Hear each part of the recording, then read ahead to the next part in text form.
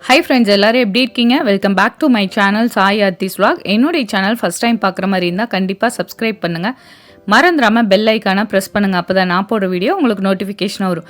இன்றைக்கி நம்ம சிம்பிளான ஒரு பன்னீர் கிரேவி தாங்க பார்க்க போகிறோம். இது சப்பாத்தி, நான், ரொட்டி, புலாவ், கீ ரைஸ் எல்லாத்துக்குமே சூப்பராக இருக்கும். இது செய்யறது அவ்வளோ சிம்பிள் தாங்க. நல்ல க்ரீமியாக இருக்கும்.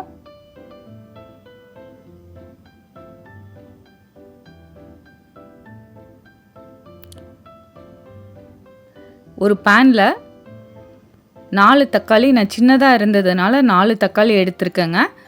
முந்திரி ஒரு 10 ஆட் பண்ணிக்கிங்க. தண்ணி ஆட் பண்ணிவிட்டு மேலே இருக்கிற தோல் நல்லா பீலாகி வர மாதிரி நல்லா கொதிக்க வச்சுக்கோங்க.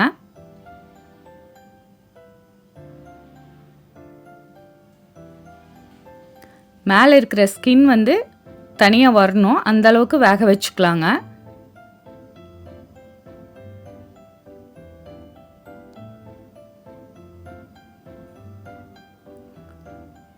நாலுலேருந்து 5 நிமிஷம் தாங்க ஆச்சு. நான் சின்ன தக்காளியாக இருந்தங்காட்டி 4 எடுத்திருக்கேன். நீங்கள் பெரிய தக்காளியாக இருந்தால் 2 கூட எடுத்தால் போதும். 200 கிராம் பன்னீருக்கு.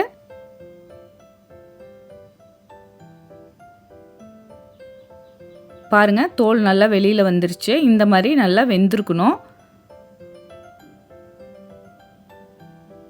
இப்போ இதை அடுப்பு ஆஃப் பண்ணிவிட்டு நல்லா ஆற வச்சு எடுத்துக்கலாங்க. ஆறுனதுக்கப்புறம் மேலே இருக்கிற ஸ்கின்னை ரிமூவ் பண்ணிக்கிங்க.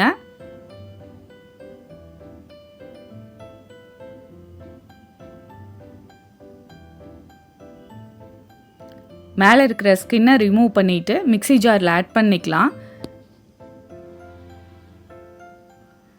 இப்போ முந்திரியும் தக்காளி மட்டும் ஆட் பண்ணியிருக்குங்க. கொஞ்சம் தண்ணி ஊற்றி நல்லா க்ரீமியாக அரைச்சி தனியாக எடுத்து வச்சுக்கலாம். நம்ம தக்காளி வேக வச்ச தனியாக அது தனியாக வச்சுக்கோங்க. தாளிக்கிறதுக்கு நான் ஒரு அரை ஸ்பூன் எண்ணெயும் அரை ஸ்பூன் பட்டரும் ஆட் பண்ணுறேங்க.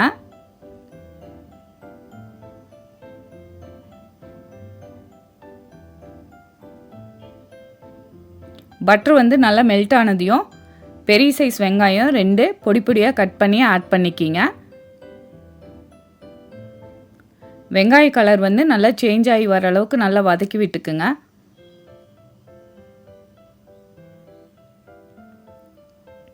இப்போ ஒரு ஸ்பூன் இஞ்சி பூண்டு பேஸ்ட் போட்டு பச்சை வாசனை போகிற அளவுக்கு நல்லா மிக்ஸ் பண்ணி விட்டுக்கலாம்.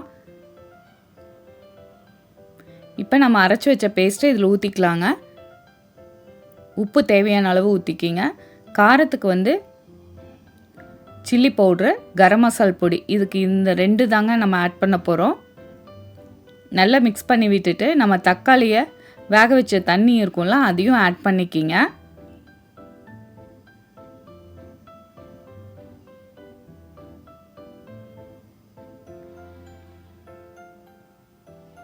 ஒரு 5 நிமிஷம் லிட்டை போட்டு நல்லா கொதிக்க வச்சுருங்க.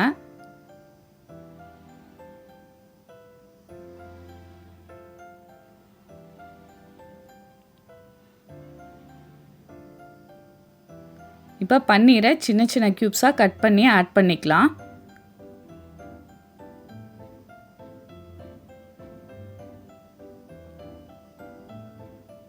ஒரு 3லேருந்து 4 நிமிஷம் திரும்பவும் கொதிக்க விட்டுருங்க லிட்டை போட்டு. ஃபைனலாக பட்டர் ஒரு அரை ஸ்பூன் ஆட் பண்ணிக்கலாங்க. நான் கஸ்தூரி மேத்தியை நல்லா தேய்ச்சிட்டு ஆட் பண்ணுறேன் கையில். நீங்கள் உங்களுக்கு அது பிடிக்கலன்னா கொத்தமல்லி இலை கூட ஃபைனாக சாப் பண்ணிவிட்டு ஆட் பண்ணிக்கலாம்.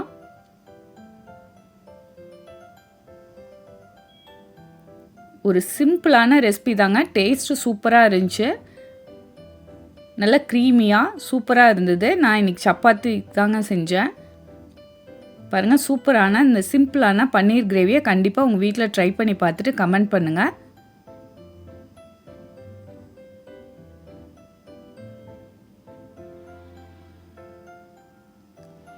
உங்கள் ஃப்ரெண்ட்ஸ்க்கு ஷேர் பண்ணுங்கள். என்னுடைய சேனலில் நிறைய ஹெல்த்தியான ரெசிபிஸ், இன்ஸ்டன்ட் ரெசிபி இருக்குது.